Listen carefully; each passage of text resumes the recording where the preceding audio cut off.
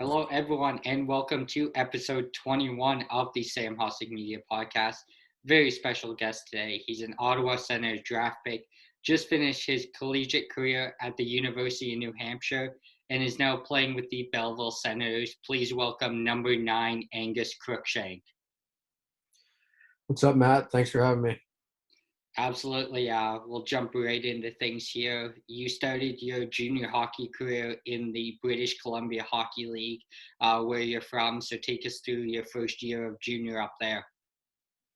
Yeah, no, it was a good experience for sure. I put the BCHL up there with any sort of development league. I mean, it prepared me to be a proper college hockey player. I mean, they run a great program out there in Langley. I can't give enough credit to Bobby Henderson, who was my coach for my 2 years there. But I can't say enough good things about the league, but also the Riverman organization. Now take us into committing to the University of New Hampshire. What was the process like, and how did you know it was school for you? Yeah, so I committed before I played juniors. I committed at BWC Hockey Academy. Got to thank shout out Mako Balkovec, who was my coach that year.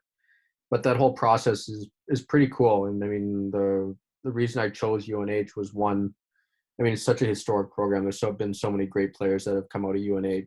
I mean, look at the Van Riemsdyk brothers, for example.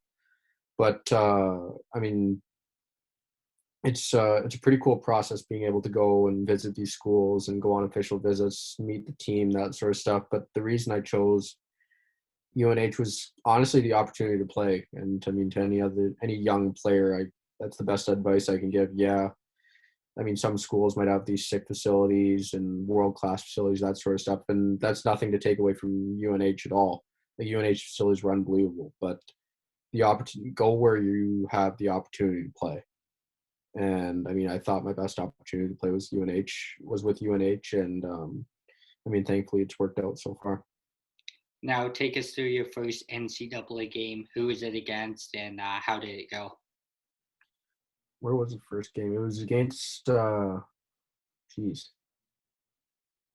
it was against Colorado College in Colorado Springs at World Arena, the old World Arena, which isn't there anymore. But it was pretty cool. I mean, in Canada, you don't really see much college hockey, but you hear stories and that sort of stuff. And it definitely lived up to expectations. I mean, Colorado College is a pretty historic program, cool rink, and being able to play against them was pretty cool. But first home game was against the University of Vermont, and that's a night I definitely won't forget for a long time. That was probably the coolest. That might have been one of the coolest experiences of my collegiate career, just being able to play in front of the WIT and play in front of that many fans and students. It was pretty cool.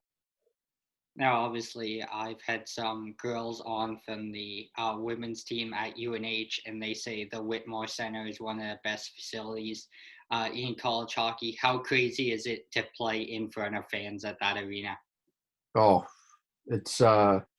it's an atmosphere I've never experienced before. I mean, I don't think there's an atmosphere like college hockey. I'd say the closest is like hockey in Europe with like the cheering sections and that sort of stuff. But I mean, the student section is I think it's about a third of the rink.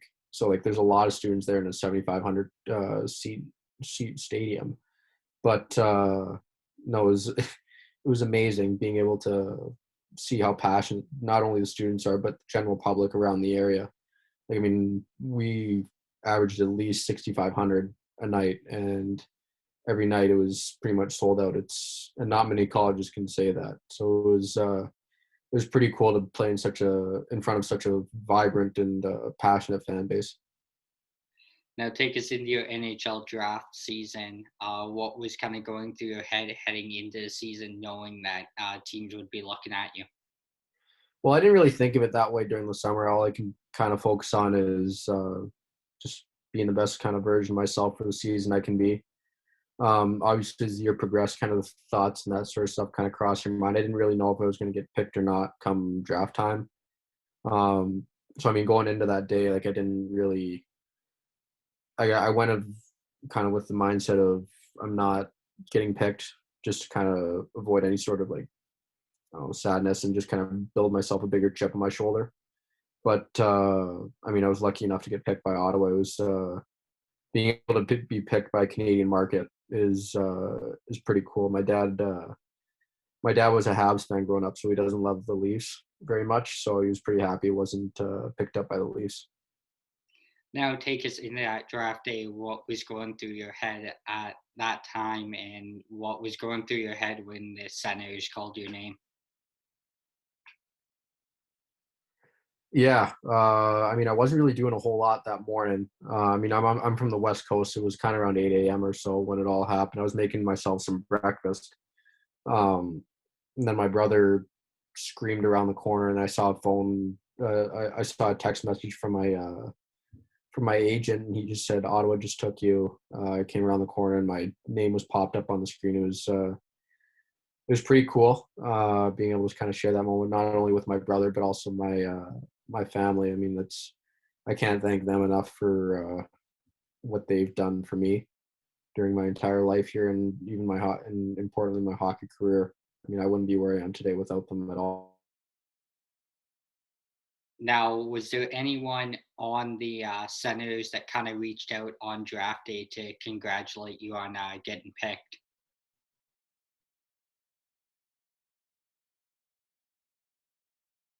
But I mean, being a late rounder, I just kind of talked to the amateurs, the head amateur scout, and kind of the player development guys.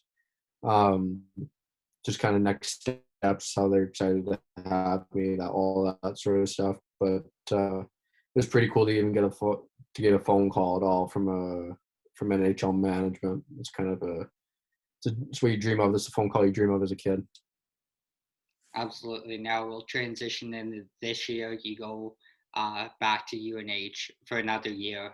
Take us through how the COVID season went. Obviously, you guys were getting tested quite a bit. So just take us through what kind of normal game day looked like.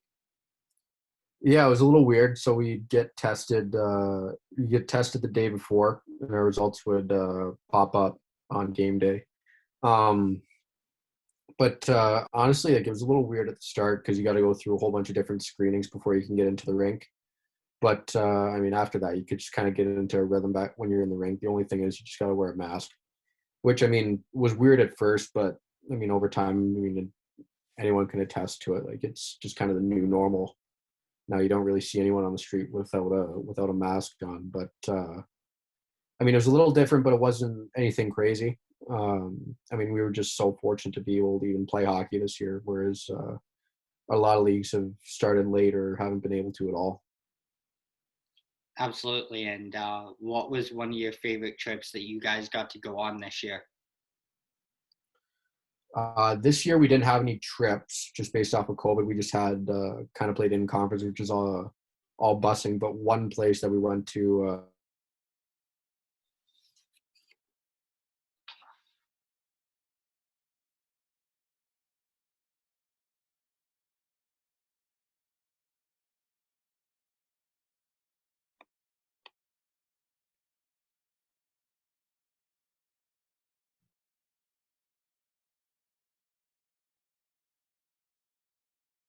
with my teammates, being able to go and visit Belfast and visit Ireland. I mean, it's some of the most beautiful country in the world there, and yeah, no, it was a pretty special time.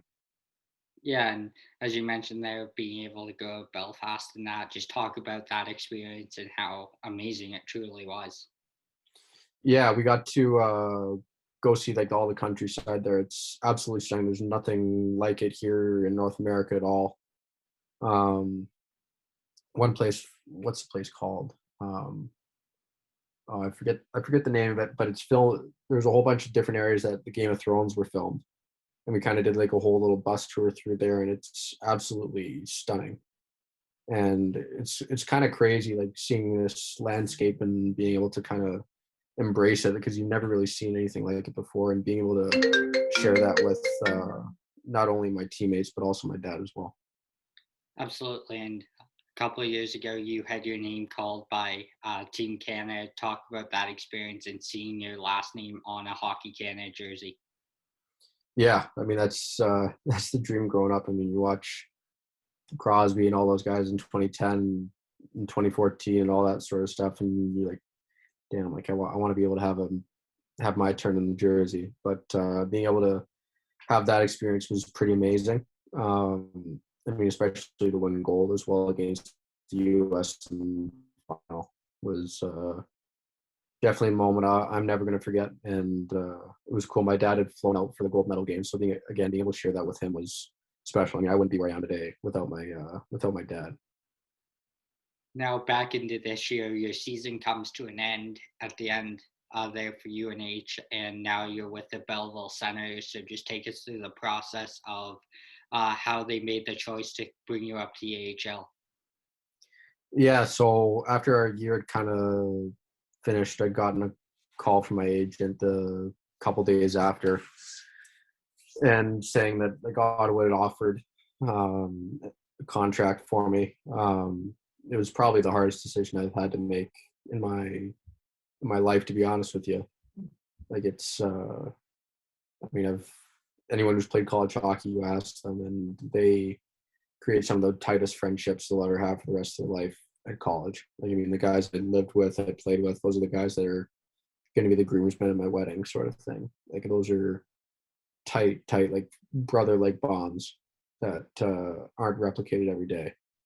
And I mean, the biggest thing was almost having their blessing. I guess they were the ones that almost encouraged me to take it. Like, this is all about you here. Like, don't worry about us. Like, and that just kind of speaks to how great of guys they are. But also, I mean, at the end of the day, you kind of have to look at it selfishly a little bit. Like, what's the best for your career? And personally, I thought the best move for my career at the time was to sign the contract and go start my pro career in the NHL. Now, obviously, coming up from the US, you had to go through a quarantine process. So just take us through that, and what were you doing for those 7 to 14 days? Not a whole lot. Um, yeah, when I came up, it was still mandated with a 14-day quarantine.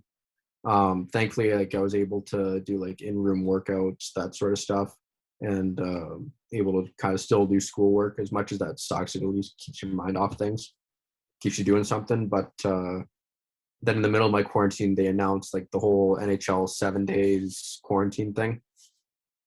So I kind of cut my quarantine a little bit shorter, which was nice. But yeah, no, it was good to kind of get out of that. After kind of a week or so, you get a little stir crazy in your room, but it was good to be out. It's just a part of it, especially in this world that we live in right now.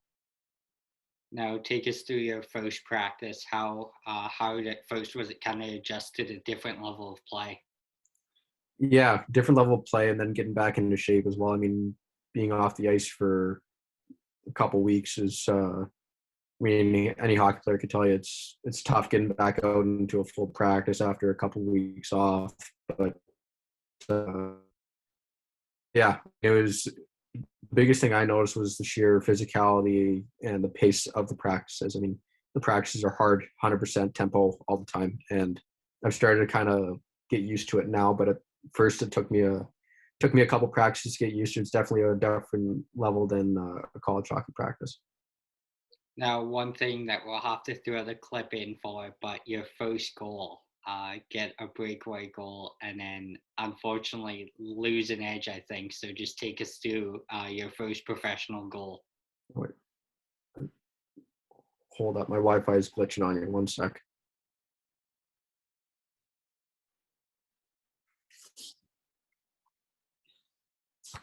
Oh, sorry. I think I got you now. Sorry, the Wi-Fi is terrible in this place. It's all good. So take us through your first professional goal. We'll have to build the sends for the Wi-Fi, but yeah, first professional goal. We'll clip it, but yeah, you unfortunately took a spill after the goal too. So take us through that.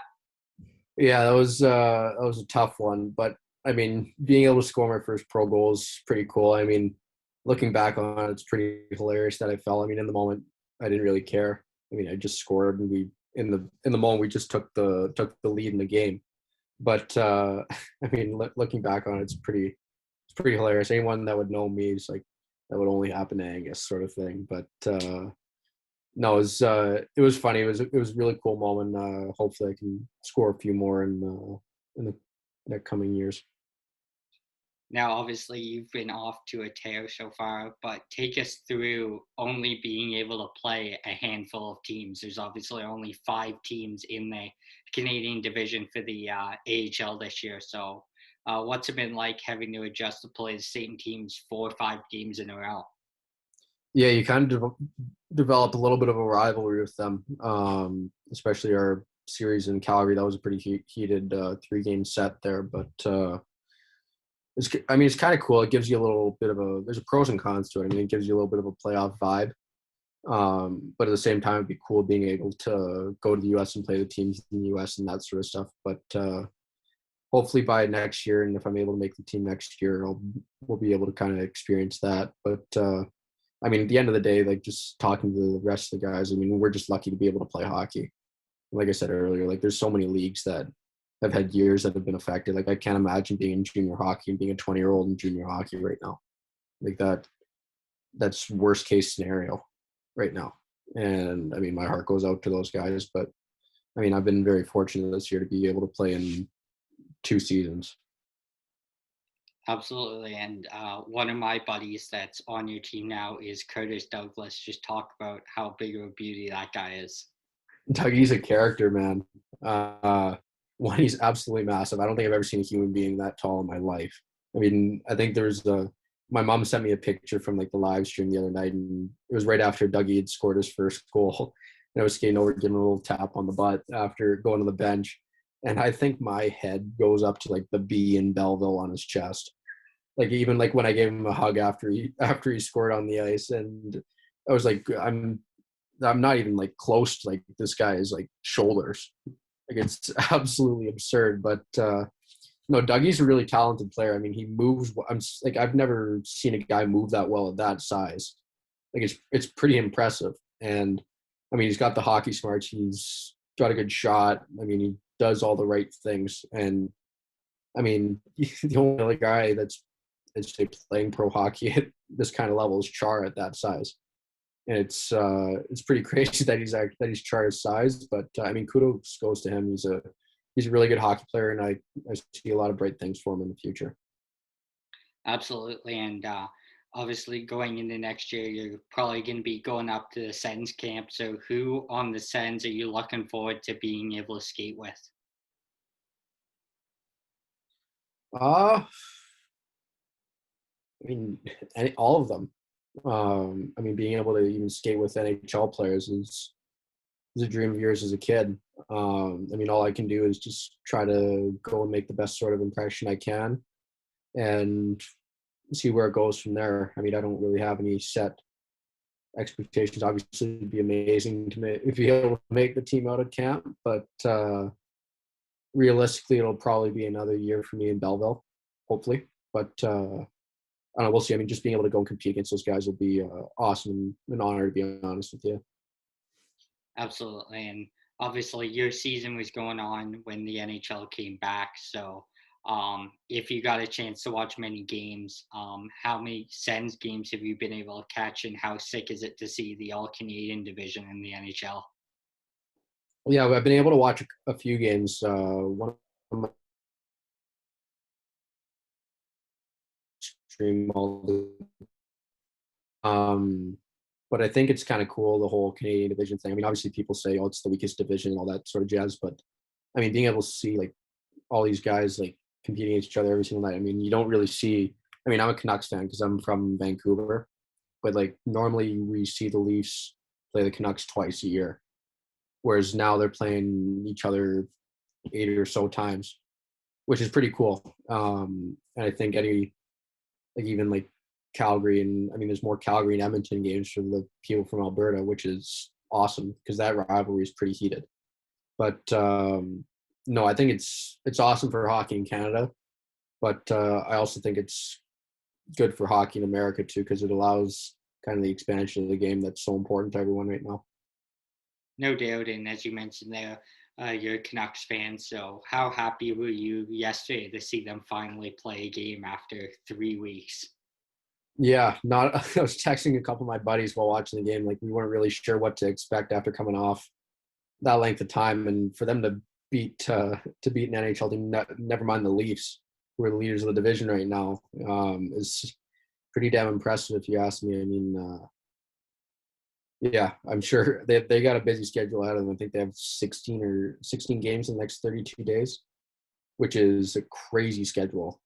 But I mean, kudos to them. I mean, it just kind of goes to show you how crazy this year is and how important hockey is to not only Vancouver but kind of the country in general. And they're making it a priority that these guys are playing, which is pretty cool. Now, what were your thoughts on the Alex Edler hit on Zach Hyman, if you have any? I didn't. I'm gonna go at it from an unbiased perspective. I didn't love the hit. I mean, I understand what Edler was trying to do, but Hyman cut back at the wrong time. Edler wasn't sticking his leg out, but at the end of the day, it was still a knee-on-knee hit. I don't know about the 2-game suspension that he got, but I mean, the player safety guys know a hell of a lot more than I do, and the rules probably a lot more than I do. So I'll leave that to them. But that's just one fan's perspective. Yeah, absolutely. I'm a huge Leaf fan, so going off my perspective, not trying to be biased, I didn't like the hit, and I mean, 2 games seems like they're kind of following what has happened recently on knee on knee. Exactly. They're just doing what they're doing. I mean, Edler's at the end of playing 2.5 minutes, so throwing your knee or running into a guy like that, you're winded already. So can't really blame him for that. I know. Exactly. Your brain's not working at that point. Yeah, exactly. You're gassed and you need just to get off the ice. And Yeah. he's lucky as a Leaf fan that Simmons or someone wasn't out there, because then he would have been probably dropping the gloves. But Oh, I know. Yeah, that would have been tough, having no energy and then having to drop the mitts with one of those guys. Yeah, absolutely. We'll transition into having some fun here now. We'll go back to your UNH teammates just to have a little bit of fun here and get some good questions out of here. So who's the messiest guy on the team? Messiest guy on the team, Ty Taylor. Hands down. It's not even close on that one. Now, who runs the music in the dressing room, and is it good or bad? Music in the dressing room this year was rotation from a couple guys. It was Will McKinnon, Ryan Verrier, and Lucas Herman. And at the start, wasn't my cup of tea, but as kind of the year progressed, they've sprinkled in a little more stuff that I like. I'm an old school kind of 80s rock sort of guy, which not many people are anymore. But I mean, they were able to sprinkle a couple things in for me, so I liked it a little bit more as the year went on. Loudest in the room and on the ice?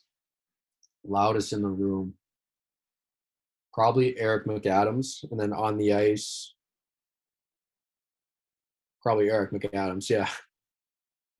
Yeah, no, he loves to talk and kind of get chirping a little bit, but I mean, he's a really good guy. He's one of my closest friends. Now, this next one, not sure if the guys on the team are into TikTok as much as the women's team, so we'll put it towards the women's team. Best and worst TikToker on the UNH women's hockey team? So worst TikToker, I'll go to the men's side, and I'll go with Chase Stevenson. And best TikToker, who has it's Tamara Terrace. I think she's got the best TikTok profile. That's like the head one of the UNH women's team, I think. Yeah, I'm sure Emily Rickwood might have something to say that. Yeah, Emily probably won't love it that I said that, but I think she's featured in a couple of them. I don't know. I don't have TikTok, but I've just seen them from like my friends' phones, that sort of stuff. Now, who's most likely to forget something on an overnight trip? Oof. Most likely to forget something. Probably Lucas Herman. Actually, no, Callie Erickson. He had to, his freshman year, he had to borrow someone's suit because he didn't bring a suit with him over from Sweden. That's unbelievable. Now we'll go into some fan questions here. What is your pregame meal? Pregame meal. I don't really have like a set one. I'll just kind of have whether it's fish or chicken, pasta with red sauce, and then some sort of salad. Now another one is I know you kind of answered that already, but you pumped to play with Jimmy Stutzel. Yeah, I mean, funny enough, he was actually a UNH commit before he decided to stay back in Germany before the draft. But yeah, hopefully one day I'm lucky enough to play with him. I mean, if you look at some of the stuff he's been able to do this year at his age, it's pretty remarkable. And I mean, Ottawa's got a very good player in him for hopefully a long, long time. Absolutely, and you're probably a little upset that you couldn't call him Jimmy Stu at UNH before he came to Ottawa. So they took the credit from you there, I guess. So I guess so. yeah, so that kind of wraps up the fan questions. It's been an honor to have you on here, Angus, and we wish you the best of luck the rest of the season and going into camp next year. Awesome. Thank you so much, Sam. I really appreciate you having me on.